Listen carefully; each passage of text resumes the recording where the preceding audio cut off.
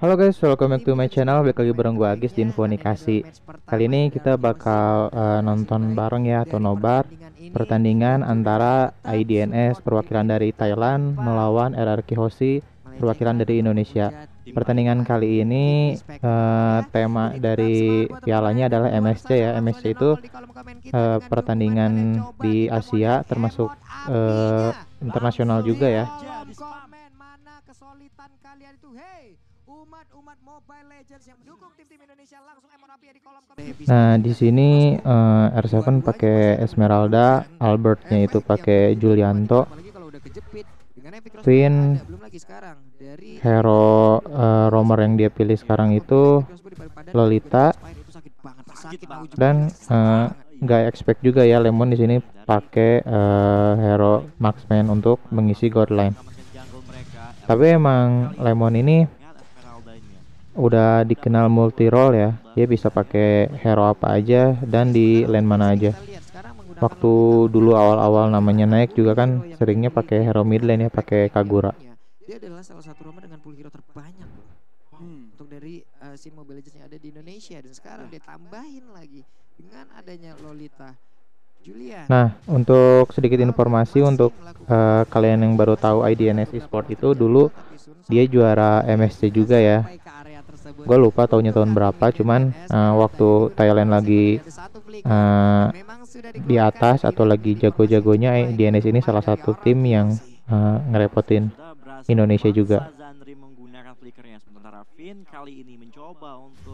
Oh iya, by the way di match atau pertandingan MSC ini Indonesia punya wakil dua ya, satu Onyx Esports dan juga satu lagi RRQ Hoshi. Tapi untuk Onyx Esports di pertandingan kemarin dia udah gugur duluan karena kemarin itu dia kalah di match pertama 2-0 yang kemudian lawan tim Todak asal Malaysia seri 1-1. Otomatis klasemennya itu ada di bawah. Kalah dari Falcon sama Todak juga. Tapi nggak apa-apa, nice try, seenggaknya mereka udah berusaha. Untuk teman-teman tim RRQ Hoshi, dan jangan lupa juga buat teman-teman yang lagi menyaksikan RRQ melawan Aiden. Nah, di sini R7 lawan Tamus mestinya sih menang Esme ya kalau misalnya dia bisa maksimalin pasifnya. Karena kan Tamus itu, nah di sini tim RRQ ngegeng ke arah marksman-nya. Nah, pinternya dari Clay dia tetap lihat map dan juga support ya, makanya retailnya bisa mati. Hilang begitu saja ketika wave minion sudah mulai bergerak dari area top lane. Ini sedikit kerugian untuk retailnya. Berapa kali juga di area bottom lane masih ada mekanik antara R7 dan kemarin waktu di pertandingan SEA Games banyak yang bilang kalau misalnya Albert itu kurang jago kalau dia pakai hero jungle-nya itu selain assassin ya, tank. Tapi menurut gua sih memang harus ngikutin meta ya. Jadi kalau misalnya Albert kurang bagus itu sih penilaian yang enggak objektif kayak gitu. Menurut gua dia udah cukup bagus, cuman kemarin di SEA Games itu kenapa bisa kita dapat juara kedua, emang kan ada apa teknis ya yang banyak pause itu. Jadi konsen timnas kita, tim Indonesia itu jadi kebagi. Tapi menurut gua dari segi permainan tiap playernya udah paling kemarin udah oke.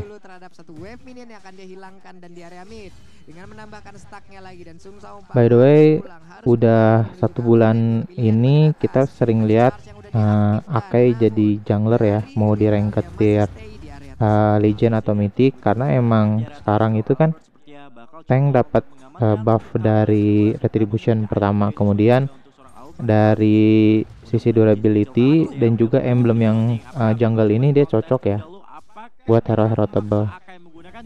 Makanya sekarang kita jarang lihat hero-hero assassin kayak Lancelot atau Link, apalagi Hayabusa ya untuk sebagai jungler, karena itu begitu mereka mau kontes Lord apa Turtle susah ya kalau lawan tank. R7 nice. yang dimiliki. Tapi Akainya berhasil diambil, Luisnya berhasil ditumbangkan dan mereka pun mulai terpisah satu sama Ngomong-ngomong, spell sprint ini udah di buff ya, jadi banyak hero yang cocok banget kalau misalnya dipakein spell sprint ini. Bersama seorang Albert yang mencoba untuk mengamankan Purple buff milik tim I Do Not Sleep juga. Dan jangan lupa juga buat yang lagi nonton, buat kalian semuanya bisa langsung menyelesaikan quest dari Transformers Pass dan dapatkan beberapa. By the way, Julian ini salah satu hero yang kalau kita lihat dia multi role juga ya, bisa sebagai jungler, bisa juga sebagai mid lane. Kayak kemarin waktu di pertandingan hari pertama ada yang pakai Julian itu sebagai jungler dan ada juga yang pakai sebagai mid lane. Bahkan kita bisa atur atau posisikan dia sebagai gold lane. XP lane juga bisa. Emang Julian ini salah satu hero baru yang OP ya, jadi damage-nya itu sakit, makanya di posisi manapun dia tetap bisa sustain dan juga punya damage gede. TikTok kalian MSC 2022. Yap. Sementara dari Zandri juga masih melakukan pergerakan, belum ada satu target pun yang terkena lewat. Nah, kalau kita lihat di sini kan mid lane-nya itu antara Cecilion sama Xavier. Nah, gue sendiri sih lebih seneng pakai Xavier ya, karena kalau untuk bentar di sini ya V-nya ketangkep. Nah, kalau misalnya udah ketangkep gitu mending mundur ya, jangan dipaksa. Oh enggak, mending maju. Ternyata Albertnya dapat.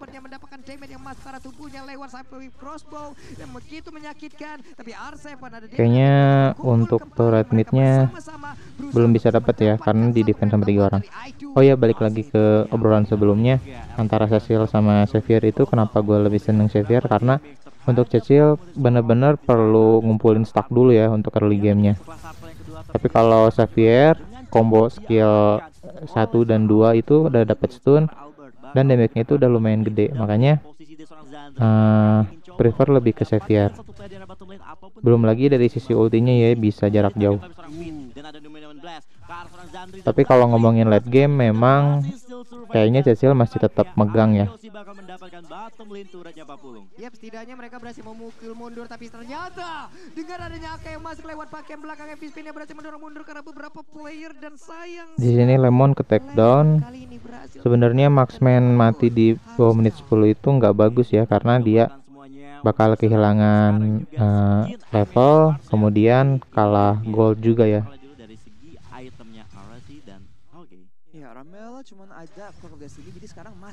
Nah, kalau kita lihat di sini Albert nggak fokus untuk team fight, dia tetap habisin jungle-nya.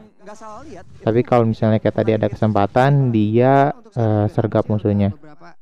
Di sini artinya memang Albert pengen levelingnya itu lebih cepat ya dari core musuh, dari Akai. Kita bisa lihat di sini Akai masih level 9 tapi Albert udah 11 ya, karena emang dia dari tadi itu rotasi terus. Karena emang Araki emang mainnya suka makro banget ya. Kadang-kadang Arsenal dikirim sendiri gitu kan buat nge-pressurein. Kalau dia nggak bisa menang 1 lawan 1, mungkin bakal repot, mungkin karena itulah itemnya dibikin. Terus sampai menit ke 8 ini play masih 0 dead ya, itu artinya bagus, dia bisa positioning yang bagus. Albert juga masih 0 kill, masih 0 dead. Gue yakin sih di atas 70% game 1 ini bisa dimenangin sama RRQ Hoshi ya, karena mereka mainnya itu lebih objektif. Yang kedua dari sisi pick, RRQ Hoshi bisa dibilang menang ya, karena dia dapat Julian, terus dapat Esme. Itu udah cukup untuk bisa nge-pressure lawan. Nah, di atas menit 8 ini ada Lord, tapi Lordnya belum di-enchant, tapi karena core musuhnya udah mati, salah satu hero musuhnya udah mati, mending dipaksain buat ambil Lord. Berhasil membuat mereka berdua menjauh dari area kontestasi tersebut, dan mereka pun berhasil mendapatkan objektif selanjutnya. Oke, kita melihat memasuki menit yang ke-9 tentunya. Kali ini tim RRQ cukup unggul. R7 seperti biasa dia nge-push lane di bawah. Juga ada Oracle. Nah sekarang Finn sama Lemon mau ngepost minion atas supaya nanti Dan dia begitu Lordnya maju, nah itu bisa ngedorong 3 lane ya. DPS udah tinggi banget. Kalau ngedorong 3 lane nanti musuh kan bingung nge-defend yang mana duluan. Nah otomatis persentase kita dapat turretnya itu lebih gede. Finn dan Antoni like damage yang cukup sakit mengarah ke seorang Ramela di sana, yang dimana kali ini Lord sudah bergerak berhasil mendapatkan inner turret midnya. Jadi kalau misalnya kita main di rank terus dapat Lord, perhatiin ya, sebisa mungkin nanti dari minionnya itu jalannya 3 lane. Dalam tubuh dari Albert, tapi kita lihat di area mid Lordnya pun udah hilang, dimana Lordnya belum di enhance, Lordnya masih cukup lemah. Habis Nah itu di sini RRQ Hoshi nggak berhasil mundur paksa untuk buat memiliki nge-push bola karena emang lain guna untuk bisa menghilangkan minionnya udah hilang. Kalau misalnya kalau misalnya minionnya mematikan lah Rasi. atau minion yang gedenya udah nggak ada, jangan dipaksa ya, soalnya nanti bisa malah bikin epic comeback musuhnya. Aja yang dimiliki oleh teman-teman dari I Don't Sleep tentunya, Rasi. Yep, emang mereka itu mainnya rapi banget ya, dan mereka tuh kontrol semua hal sebisa mungkin loh. Kayaknya ini mereka perlu dapetin Lord kedua deh supaya bisa Ini tuh nggak dikasih fight yang nguntungin hancurin turret turret inhibitornya. emang nggak dapat kill pun, mereka dapat objektif semua nih. Jadi sekarang mereka tuh punya full control di hutan-hutan. Mereka nggak bisa maksa Identitas untuk kemana-mana, dan mereka bisa main dengan By the way, RRQ Hoshi sampai menit 11 ini emang unggul. Dari sisi networknya juga unggul sekitar 9.000, tapi mereka nggak bisa main bawa ke late game ya, karena di IDNS itu ada Cecilion, dan makin lama itu nanti stacknya makin banyak, damage-nya itu bisa sakit ya. Jadi RRQ Hoshi harus fokus bisa nge-end game ini di bawah menit 16. Di dalam tubuh dari Selena, item-item jahat sudah mulai kelihatan.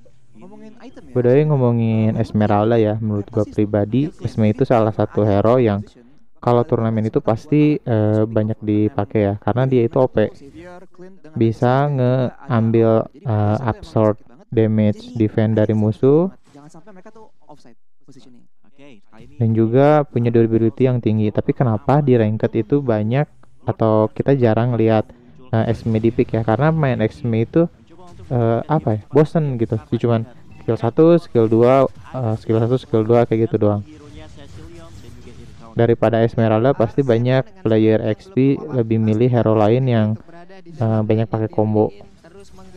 Tapi balik lagi ya, karena ini turnamen, hero-hero yang punya keuntungan lebih besar itu harus di pick atau diamanin ya, supaya nanti presentasi menangnya lebih besar. Kita bakal melihat Lordnya udah berhasil didapatkan, dan jangan lupa juga buat kalian semua. Nah kalau kita lihat di sini R7 di atas dia nge-clear yang minionnya supaya nanti bisa jalan bareng. Terus di bawah juga Albert nge-clear minionnya.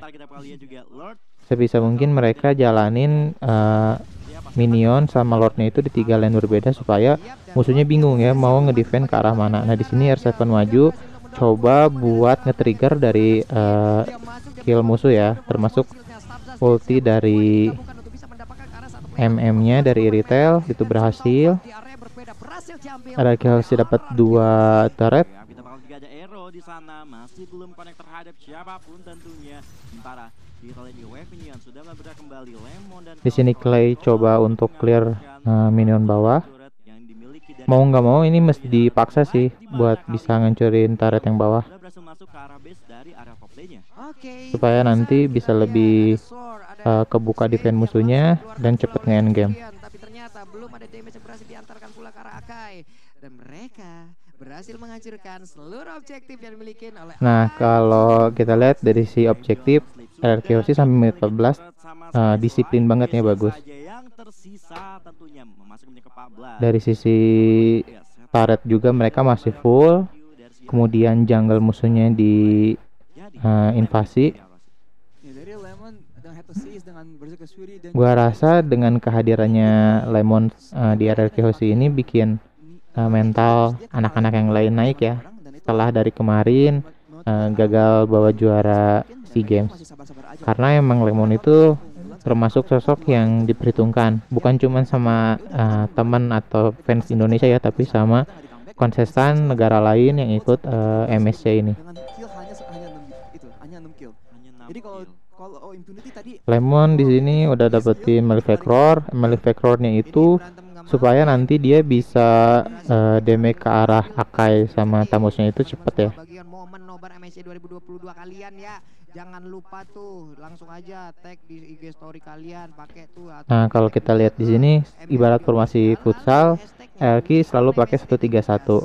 Nah, tiganya itu selalu berdampingan, saling backup itu supaya kelenya aman ya, nggak gampang di take down. Lalu satu atas dan satu bawahnya itu buat nge-clear supaya minionnya itu tetap jalan. Nah, di sini IDNS coba commit ke arah R7 tapi bakal percuma ya, karena memang Esme itu punya defense yang bagus banget, tapi di sini jangan dipaksain juga, mesti main narik urur. Di sini Clay bantu R7, kill 2, apakah bisa kill 3? Kill 3, nah satu lagi apakah bisa nge-take down dari sisi dikejar ya sama R7. Nice. Di sini harus di end sih. Soalnya tinggal musuhnya sisa 1. Pasti dipaksa buat push. Di sini Julian dari Albert langsung arah ke turret. Nice. Wipe out.